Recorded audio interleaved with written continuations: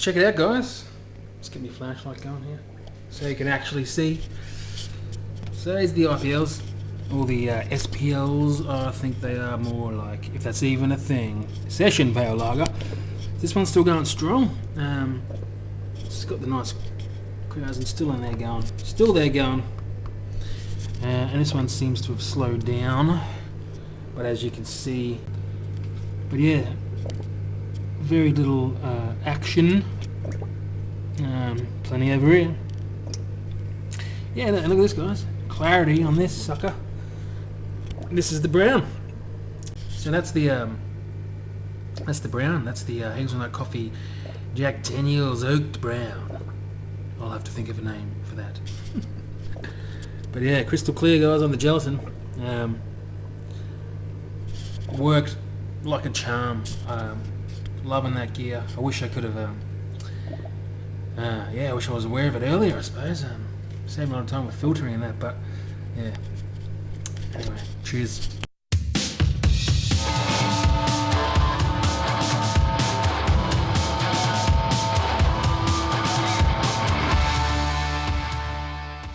Hey guys, happy Homebrew Wednesday.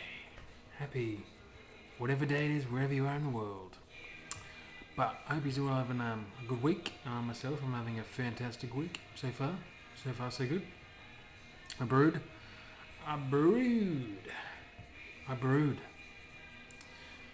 No better feeling. So I did 2 IPLs, which I would have probably showed you a little snippet of the fridge, firm fridge in action there. So yeah, they're more like session pale lagers, but if that's even a thing, because I kept the grab down to 1050, so around 5%ish, just so I can session on them. I got enough big ABV beers at the moment, so the whole idea of these was something that is really, really drinkable. So I think they'll turn out good. Single hop mosaic, 90 grams at 77 degrees Celsius for the hop stand, and the same as in temperature hop stand for the other one, which was Eldorado. So only 20 IBUs. Pretty basic grain bill. It was just German Pilsner, some Vienna, and some wheat. Just what I had left over, really. So that's that, guys. There, as you probably would have seen, bubbling away. So things are good. Hopefully that turns out with that California lager yeast from Mangrove Jack's, the dry yeast, which I've never used before. So only time will tell there. Let's pour a beer, eh?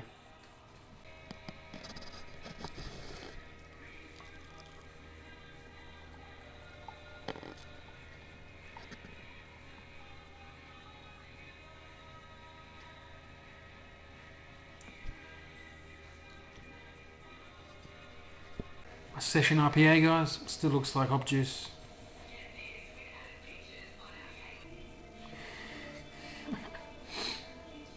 Yeah, probably can't see that, but it is hop juice. It smells like, still like that fresh citrus, crushed citrus. So.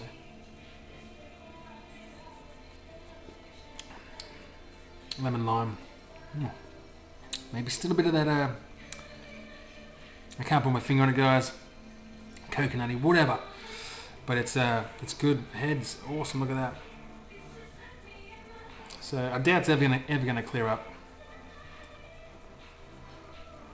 Who knows?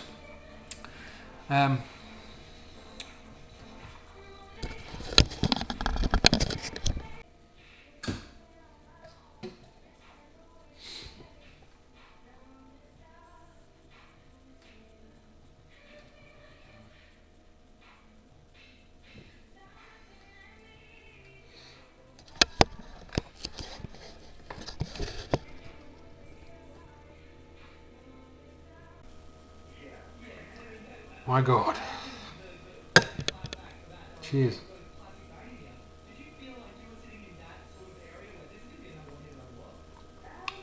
Oh, you gotta be joking. Oh man, that's nuts, guys. Oh, the vanilla and the coffee, French vanilla coffee, Swiss chocolate coffee, and chocolate, dark chocolate, with Irish whiskey.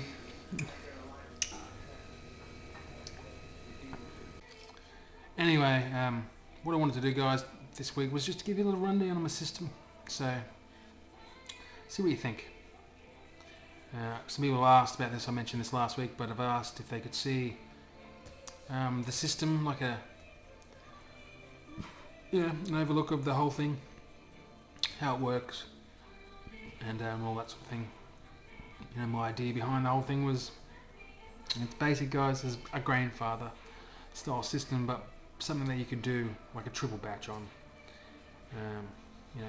Obviously all the same beer, and my ideas just sort of elaborated, evolved from that to adding on, the other bits and bobs. So we go, see you guys. Let's do it. Okay, guys. So this is it. This is the this is my system complete these days. But forget about this for a second. All of this here, and just look at this. So this is what my original idea was. Sort of like a grandfather style system. Take that off for a sec. So yeah, I guess it revolves around the 76 litre pot. I know it's dirty, guys, don't mind that. The inner basket with the handle, removable. Two 2400 watt elements. You can see my design flaw here, guys. They're too low, so there's no room. I can't even get my finger underneath there for the work to flow around. So when it is boiling, it's okay when it's a mash, because it's obviously not at boiling temps. But I need to have it recirculating to basically so there's not that hot spot underneath the basket, underneath the element there. So yeah, so obviously this I can mash in 20 kilos. I usually do about 16. It's a pretty good number, and it's about 3 to 1 grain to water ratio. So the winch obviously here, guys, the hook, it just actually goes up over here, man. The table's down a bit further when I actually brew on brew day, and the winch goes over, connects onto the basket, raising the basket up, and I just put a shelf or tray, I guess, underneath it, just to sit it there, so then it takes all the pressure off the winch, and then I just sparge, guys, while it's sitting there. Or if you wanted to, you just do your full volume in here, guys, and yeah, you could probably get at least a double batch that way. But I sparge, so that allows me to get 60 litres final volume. So yeah, basically that's that, guys. Don't mind it's dirty, I know it needs to be cleaned properly. Yeah, so, and there's a little sparge arm type deal. This just removes, guys. So generally I just sparge because it's completely chock-a-block full, so there's almost no gap between it. I found that works fine. I need to get an elbow one of these, just to make it easier. Maybe do a different like sparge arm. I was thinking if it comes off on an elbow like a angle one, I can maybe get some tubing and just wrap it around, holes all through it, sit it on top of the tray, just to make easier and more efficient. Everything's quick disconnects, as you can see there, guys. That wasn't very quick, but yeah, you get the general idea. So that's all that's in there. Two 2400 watt elements, the basket, a bazooka screen, obviously, and then we've got the 3-piece bore valve, Initially this piece wasn't here, it was just this here guys, so yeah, a three-way, so I can have the temperature probe in there to tell me what it is as it's recirculating through. So that's all it's for, guys, just like a grandfather. It's just a pump to recirculate the mash, on top of the grain bed. Better efficiency, clearer work. One of these here, guys, I have 3 of them, all up for the whole system. This is a Keg King product, which is an Australian product. Basically, it's just, it's just all done for you. These are about $65 Australian, I think. This is the MK2. The MK2 as opposed to the MK1. This model here allows you to do steps, so program like I think 10 to 15 steps you can program in. These are also all of them dual temperature controller, so you got your hot and cold, so perfect for firm fridges and that sort of thing. And you can do steps obviously on that if you want to do diacetyl rests or lagers and stuff. Obviously, yeah, very easy, guys, to program in. I don't leave them to do their thing. I just make sure that I'm watching, just in case. I mean, you can't be too careful, I suppose. So that obviously is the heart of it. That controls the element. Can I do one at a time? With the temperature control, the other one I can just set to a boil, so I only use one element for mashing, and 2 for the ball, obviously, if I want to do a triple batch size, guys. So this is what this system is and what it was meant to be for, just to do 3 of the same beer in one, and only 2, the grain basket and the actual pot to clean, and then you have the bits and pieces, guys. So again, it was made for ease. Everything is quick disconnects, detachable, has the all the cam lock fittings here, and then I have this that's missing. That I'm just soaking that at the moment, and there you go, guys, look at that. So these all just go into a bucket of PBW, ease of clean. Obviously take the temperature probe out. I just soak the whole thing as is in PBW. Open up the ball valves, chuck them in, clean as a whistle, and yes, all for ease. Usually this one is the hardest to get on it because of the angle, but it's actually good to know that you get a good seal. So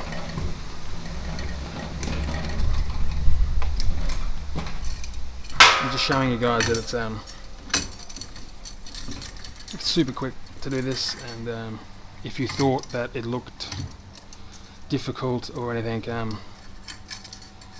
yeah, that is just looks. It's not at all, guys. It's as simple as you can imagine. Okay, so that's that whole system, guys. That's my whole grandfather clone triple batch size deal, obviously, and then I just added on these bits. So HLT for sparge water, just like I said, so I can run this through, and this, with just say the disconnect on there, goes on there like that, guys. Open up the ball valve, it sucks through the pump. It's on an angle, so it's all flowing down to the pump, and that draws onto the into the grain basket, to the grain bed, runs through. We can recirculate as well if you wanted to. So that was that, guys, and then I decided, well, I've got this here, and I used my sparge water. I empty it completely into the basket, into the kettle, and then I can run off back through into here to this pot, so it doubles as a kettle, and temperature probe and everything I can read, or I can mash in this. They all have the temperature probes in there and the temperature controllers, guys. So obviously then, well, awesome, I can do two different beers, or do 2 and 1, 2 of the same and 1 in here. And then I thought, well, if we can do that, why not do the third, guys? So that's what this is. So that's where this came in. just attaches on the same. It's the exact same thing. Close this one. The pump, it runs through the pump again through. That's exactly what that's for. Now that I have this new pump here, I can change things up. I can probably join these together, and maybe even get rid of this here and have it over here maybe. I'm not too sure exactly what I'm going to do in the future, guys, but at the moment I'm just going to leave it like this, run it as I was, and this is just for transferring basically into my, once the beers are done, into the plate chiller, into the fermenters. So yeah, this guys is a cheap ass pot from China. You can see that's how it came. Cost me about $50 to $70, I can't remember exactly. It's just a pot. It has this welded bottom on it for induction cooktops, which I do actually use with this when I'm using it. If you see in one of my videos, I use it in that just to bring up the temperature quicker, so I can use the element that is installed inside the pot, guys. Element and bazooka screen, you know, simple setup. Temperature probe, thermowell. Simple, cheap ass pot. Don't leave it wet, guys. They do rust. I just attached the quick disconnects. This was going to be a whirlpool sort of setup, but I haven't actually organised that or set that up yet. So eBay, buy that cheap ass pot, guys. This was from a brewery / homebrew supplier in Wodonga, Albany, I think it is, Albany, Australia. I think it's Victoria. I'm in Brisbane, so not exactly close, but the pot's really good. I think it was about $250. I bought online and it was delivered. That came complete, guys. So that came with the fitted false bottom, you know, temperature, the thermowell, and the bazooka screen, and the 2000 watt element. Yeah, as is, guys, it came with everything. Actually, it did come with the temperature controller as well. That's where that one come from, was with this setup. And it came with a ball valve, just one of these two. Yeah, just one of these ball valves it was. It's the standard ones. But it's obviously quality, you know, quality pot. Thick, heavy. This, guys, this pot and basket was a buy from eBay, actually from the United States. Because you can't get them here, and if you can find them, they're nowhere near the same price, guys. This was, I think, $250. These both, I think, were $250. This being a 76 litre, this being a 46 litre pot. This had the basket, obviously, with it, and I think, I don't even know if I found one with the basket, but pots like of this size, you might be looking at $500 in Australia or something like that. So very happy with that. It was a good score. This was, you know, a little while ago now too, when I bought this, guys, so I haven't done any more research into if there's more suppliers out there, or if there's any cheaper ones, but Ballington's the brand. So yeah, guys, this allows me to do the 3 beers then, separate from the mash and the sparge. Once it's all done, I can then transfer my pre-boil volumes into the 3 and do 3 separate beers boiling at the same time through the elements.